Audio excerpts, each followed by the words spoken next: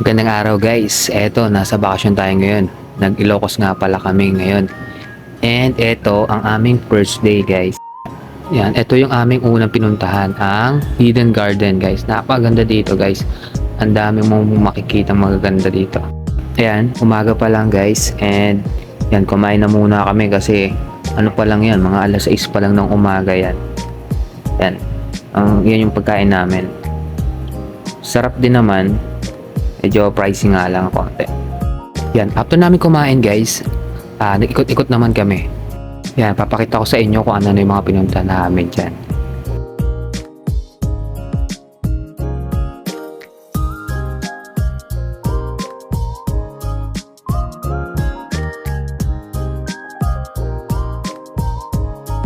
And next, ito naman ang Baluarte Zoo.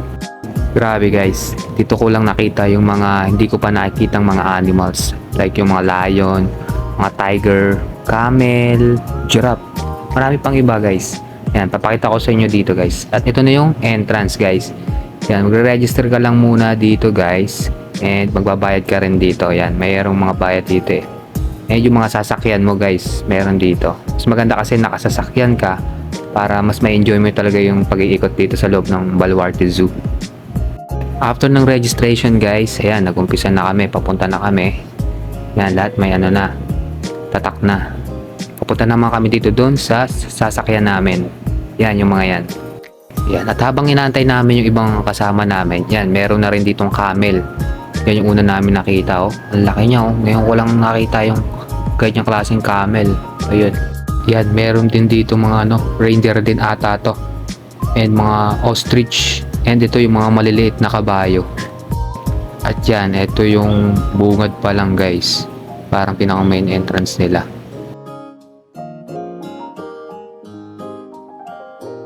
At ito guys, nakasakay na kami. Ready na ang lahat. And ready na kami mag-ikot. Yan yung mga sheep. Dami rin dito mga sheep. Yan yung mga ano, makikita mo mga ostrich. And meron dyang mga dinosaur. Pero fake lang yan, mga statue lang. And ito yung mga peacock. Yan, di na kami bumaba. Tinignan lang namin wala sa sasakyan. At ito naman yung white lion daw to guys. Mag-isa lang ata siya dyan. Pero meron pa sa mga susunod yan guys. Next naman guys, itong Safari Gallery guys. Ang ganda, ngayon lang ako nakapunta dito guys. Ngayon ko lang, meron palang ganito dito sa Baluarte Zoo. Makikita mo guys, andito yung mga ano, parang mga statue guys. Yung kung anong tawag dito, parang mga ano lang, mga rebulto ng mga parang totoong hayop guys. Yan, iba't ibang klase ng mga hayop dito guys. Ang dami, yung mga hindi mo makikita dito sa Philippines. Yan, oh, dami yan guys. Oh.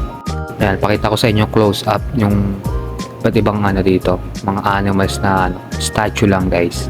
Yan, oh, mga sample yan guys. Diba, ang dami yan guys. Parang mga totoo guys pag tinignan mo sa malapitan yan.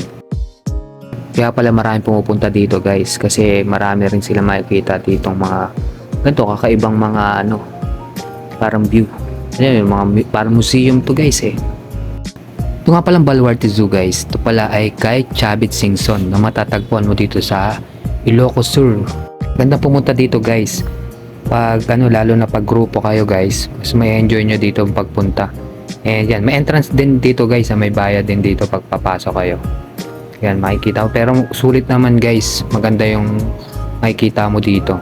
Worth it guys yung mga babayad nyo dito. And yung yung biyahe, yung pagod guys. Worth it na worth it guys. Yung mga makikita mo dito.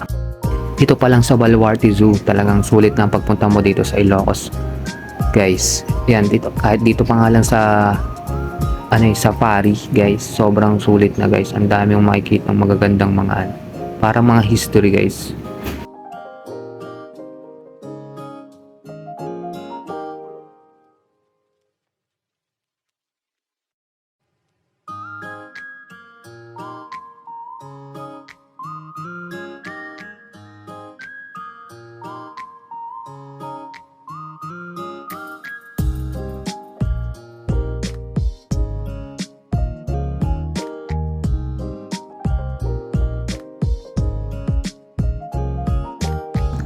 After namin sa Safari Gallery guys, umikot na ulit kami and ito yung sulit namin nakita.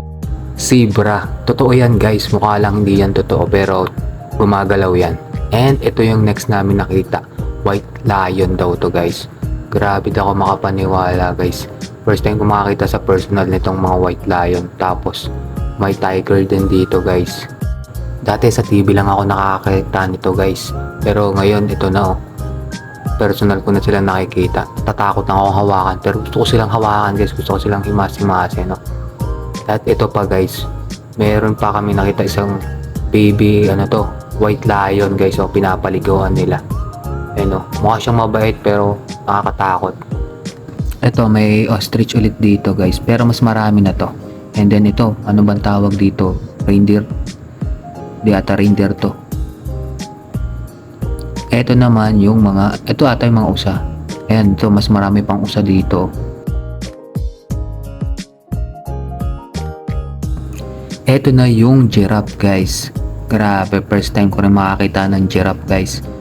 Ngayon ko lang naranasan makakita sa malapitan ng giraffe. Grabe, ang laki pala talaga niyan. Dati sa TV ko lang at saka sa mga libro ko lang nakikita tong mga to ngayon no. Grabe, pinapakain pa nila oh. Ang bait niya oh. Kailangan mo lang pakainin siya para makapagpa-picture ka guys. And ito naman yung mga snake. Yan, marami rin snake dito. And yan, crocodile. Yan, marami din dyan. Pero maliliit guys.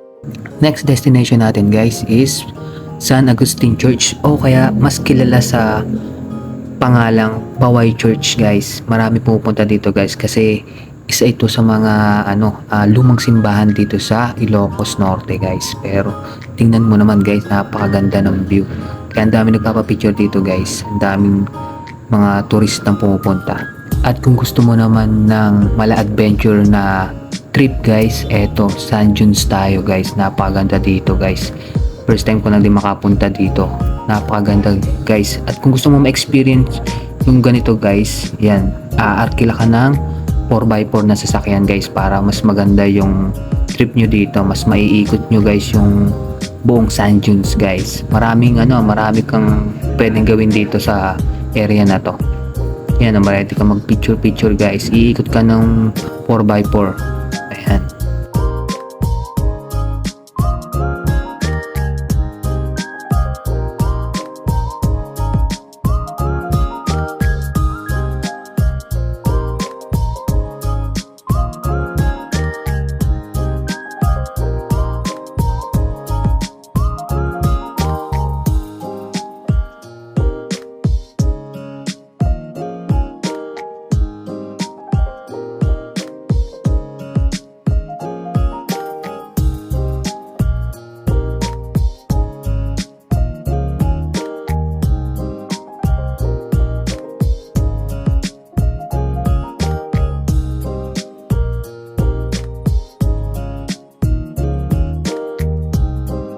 Kung gusto mo naman ng ATV ride guys, yan, may experience mo rin yan dito sa Sand Dunes guys. Yan, panibagong payment na naman tayo dito guys. Ayan, napakaganda niyan guys. Marami kami niyan, yung mga kasama namin dito sa Sand Dune trip namin. Picture lang guys, napakaganda dito. At dito na nga pala natatapos ang ating first day dito sa Ilocos trip namin guys. Abangan yung susunod na video. Kasi yung second day guys, mas kaabang-abang. See you!